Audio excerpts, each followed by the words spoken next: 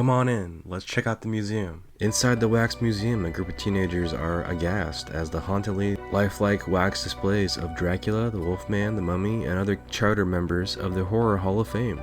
Each display is perfectly grotesque, yet each is missing one thing: a victim.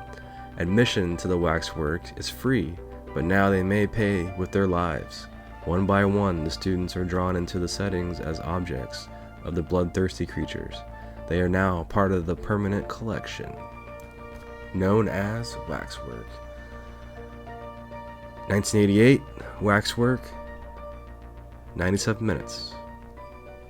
So, from director Anthony Hickox's Waxwork 1. Waxwork, we have these college students are invited for free to do this wax museum. So they go.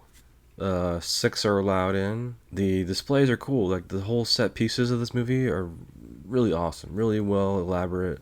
They look cool, practical. A werewolf, Wolfman is set up on a wax display. Dracula, the Mummy, a lot of the Hall of Fame horror creatures are in this museum, but they're missing like victims. So one of the students crosses the ropes and heads into this portal, which is sort of like a time machine or another dimension. So they're sent into like the actual scene that the wax display is showing. For example, one is attacked by a werewolf in the other dimension and becomes part of the wax museum. So that's kind of the whole idea. And I thought a lot of the effects were cool. Some cool kills, some cool effects, some cool gore, if you're into that. I didn't find it too over the top. I didn't find it too cheesy. I mean, there is camp, but I didn't find it too distracting. I had a good time. The Vestron release is loaded with features.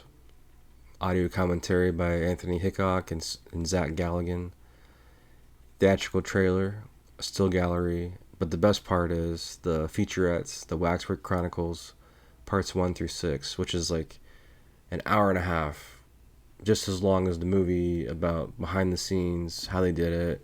I mean, there's one comment by the director, Anthony Hickox, about how they had one day left to shoot the final scene, which is a chaotic scene. They got it done in 13 hours somehow. It's just, that's filmmaking. You know, you're running low on money, you gotta shoot the thing. And there's also like a vintage making of featurette. So there's quite a bit here if you guys are fans of Waxwork. And I gotta say, I'm a fan of the first one. I'm a fan of this one. Let me know below what you guys thought of Waxwork.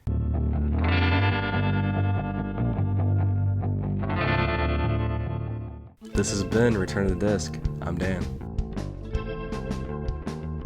For more Return to the Disc, visit returntothedisc.com. Check out the audio version of today's show, available on all major podcast platforms. And be sure to subscribe to the YouTube channel.